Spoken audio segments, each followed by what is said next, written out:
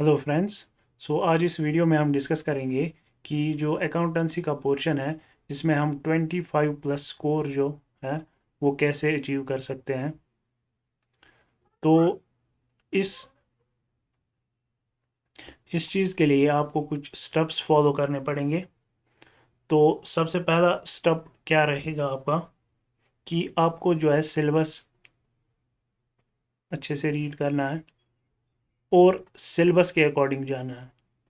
Extra चीज़ें आपको नहीं पढ़नी है, जितना सिलेबस में मेंशन्ड है वो आपको करना है। और दूसरी चीज़ जो आपको माइंड में रखनी है, आपको 100% सिलेबस जो है कवर करना है।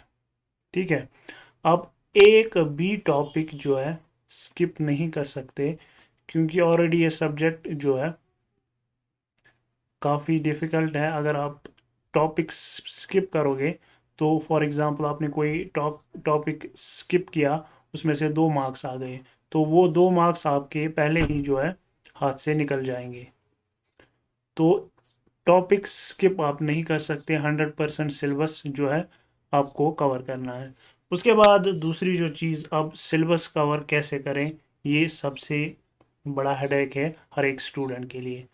तो अब मैं सोर्सेज की बात करूँगा, कैसे आप सोर्सेज फॉलो करोगे और किस तरह से इन सोर्सेज को आप यूज़ करोगे। 3 सोर्सेज मैं आपको बताऊंगा, 3 तरह के सोर्सेज, इनको आप फॉलो करोगे और इसी सीक्वेंस में आप इन तीनों चीज़ों को रीड करोगे। एक तो है बुक्स, जो आपकी थ्योरी पार्ट कवर करेंगी। दूसरी है बुक्स जो आपका एमसीक्यूज पार्ट कवर करेंगे, और इसमें आप जो है इंटरनेट का भी यूज़ करोगे। और थर्ड जो सोर्स है जिस पे मैक्सिमम बच्चे रिलाई करते हैं, दैट इज़ यूट्यूब। अब इन तीनों सोर्सेज का आपको यूज़ करना है। कैसे यूज़ करना है वो मैं आपको बताऊंगा।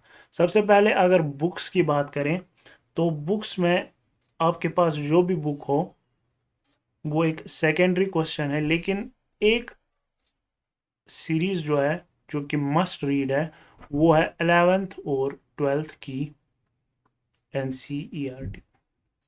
ये एक मस्ट रीड बुक है। अगर आप के पास इसकी हार्ड कॉपी अवेलेबल नहीं है तो आप इसकी सॉफ्ट कॉपी इजीली डाउनलोड कर सकते हो, तो वो कोई इशू नहीं है। दूसरी कोई रेफरेंस बुक, जैसे मैं रिकमेंड करता हूँ राकेश सर की, जो इसी एग्ज़ाम के लिए बुक आई है फॉर फाइनेंस अकाउंट असिस्टेंट, वो काफ़ी अच्छी बुक है। अगर नहीं भी है तो भी कोई इशू नहीं है। 11th 12th एनसीईआरटी जो है, अगर आप यही अच्छे से रीड करोगे तो इससे आपका सिलेबस कवर हो जाएगा।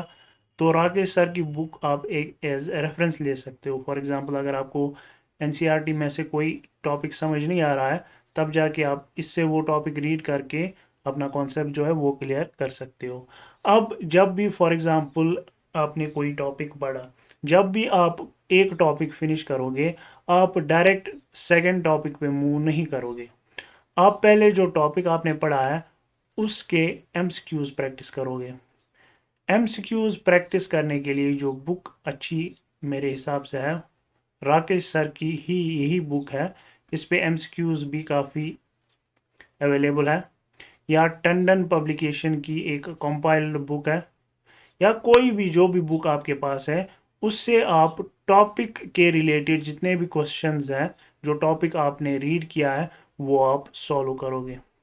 अगर आपका स्कोर 10 में से 8 9 या 10 रह रहा है, तब जाके आप दूसरा टॉपिक जो है रीड करोगे। अगर इससे नीचे आपका स्कोर जा रहा है, तो दैट मीन्स आपको ये टॉपिक फिर से पढ़ने की ज़रूरत है। ये टॉपिक आप फिर से रिवाइज करो, अच्छे से पढ़ो, तब जाके आप सेकंड टॉपिक पे मूव करोगे। अगर आपके पास अब बुक्स अवेलेबल नहीं है एमसीक्यूज की प्रैक्टिस के लिए, तो आप इंटरनेट से सर्च करके टॉपिक वाइज जो है एमसीक्यूज निकाल सकते हो। काफ़ी ज़्यादा एमसीक्यूज अवेलेबल है। तो बुक से रीड करते जाओ, एमसीक्यूज प्रैक्टिस करते जाओ। यही करके जो है आपका सिलेबस अच्छे से कवर हो जाएगा और कोई सोर्स की आपको ज़रूरत नहीं पड़ेगी। लेकिन ये यूट्यूब जो है, यूट्यूब को आप कैसे यूज़ करोगे? देखिए नॉर्मली जो हम करते हैं, हम यूट्यूब से पूरा सिलेबस पढ़ने की कोशिश करते हैं, पूरा सिलेबस कवर करने की कोशिश करते हैं और बुक्स को इग्नोर कर देते हैं, जो कि मेरे हिसाब से सही प्रैक्टिस नहीं है। आपको क्या करना है, से फॉर एग्जांपल कोई टॉपिक है, ट्रायल बैलेंस टॉपिक है, ट्रायल बैलेंस में अगर कोई चीज़ आपको समझ नहीं आ रही है तो वो चीज़ आप यूट्यूब से जो है